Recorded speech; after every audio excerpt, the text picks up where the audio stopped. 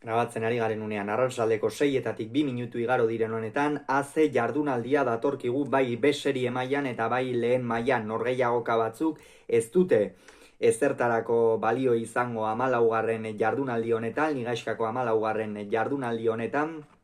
beste batzuk berriz, hilala bizikoak izango dira. Gogoratuko dugu, B-serie mailan nola dagoen une honetan sailkapena, Senar eta Eskiroz lider izango dira 10 punturekin lehen postuan, bigarren postuan hortxe Zubizar eta Morga Etxebarria eta Zabala eta Eskuzak, hortxe daukate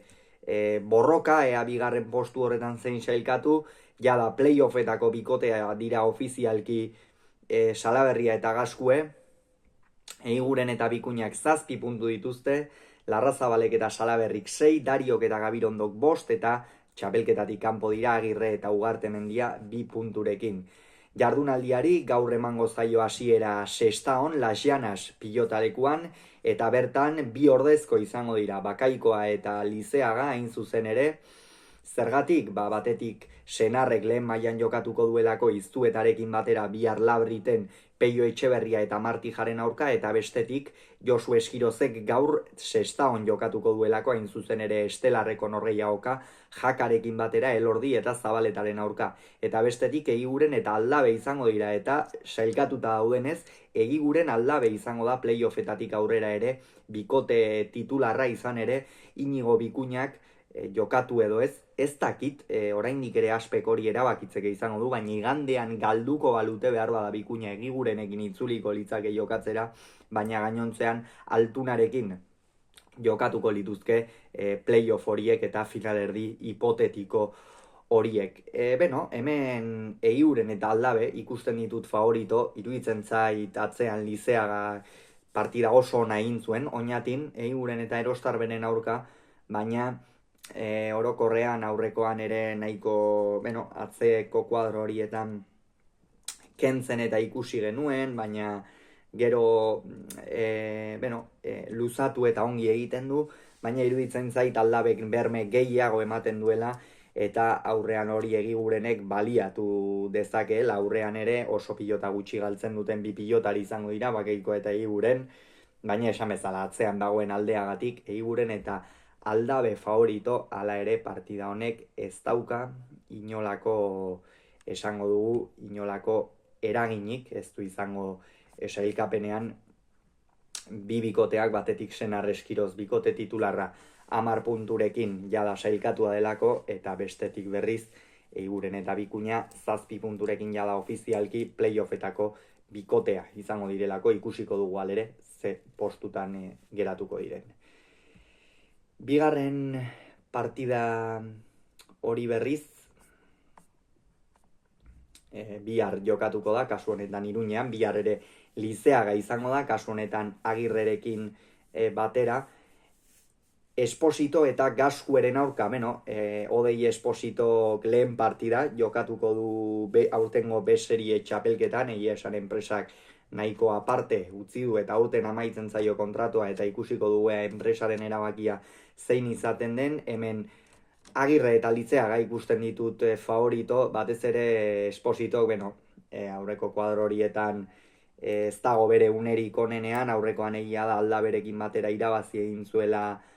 Eibarren, baina orokorrean esan daiteke ez dagoela bere unerik onenean.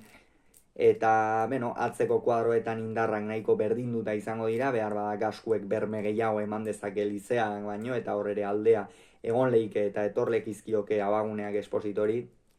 baina hau ere inolako eraginik gabeko norgehiagoka, eta ondorioz hemen Salaberria,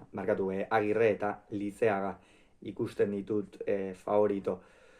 Zubizar eta ez da osatu, Bakaikoak jokatuko du Morga Etxebarriarekin, Murua eta Eskuzaren aurka. Zabala ere ez da osatu, beraz Bakaikoak bihar ere partida izango du,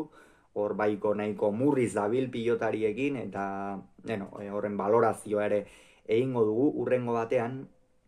baina hemen Bakaikoa eta Morga Etxebarria ikusten ditut favorito. Aurrean iruditzen zait Joanesek Muruak baino berme gehiago ematen duela, lehengoan egia da partida ona jokatu zuela, baina Senarrek berak ere motivazio nahiko justu jokatu zuen partida izan zen, Elizeirekin gainera, azkenean astea suarra orainik ere bere maila pixkanaka berreskuratzen ari da, eta orainik ere ez da euneko eunean eskuzak gaitzeko partida jokatu zuen, baina bihar Bakaikoa eta Morga Etxebarria irtengo dira favorito, eta hain zuzen ere, partida hau erabakigarria izango da, izan ere, Zubizarretak eta barkatu kasu honetan Bakaikoak eta Morga Etxebarriak 19 tanto egiten badituzte, jada, finalerdietan lirak ez zuzenean, baina ez badituzte egiten, Zabala eskuza bikotea izango da finalerdietako ligaiskan sartuko litzakena. Beraz, hor ere saltxa izango da, baina, esan bezala, Bakaikoak eta Morga Etxebarriak irabazteko aukera gehiago, atzean egia da behar bada eskuza kolpez eta gehiago dela, baina aurrean muruari horrek amaitzea eta eskatuko dio, izan ere Morga Etxebarria eusten duen pilotaria baita eta aukera duenean ere ongi luzatzen duena, eta ikusiko dugu zer gertatzen den. Eta azkenik, Donostiako Atano hirugarrenean, hau ila labiziko partida izango da. Dario eta Gabirondo, Larrazabal eta Salaberriren aurka. Irabazten duena finalerdietan izango da, galtzen duena agur esango dio txapelketari. Dario eta Gabirondori orain bi aste panorama oso beltz jarri zitzaien, aurreko astean are beltzago, baina Larrazabal eta Salaberri ere hasieran favoritoen artean sartzen zen bikote bat, kinkalarrian dago, eta igandean Atano hirugarrenean egia esan saltxa handia izango da. Hemen Larrazabal eta Salaberri ikusten ditut favorito, Rubenek atzean dominatu egin beharko luke Gabirondo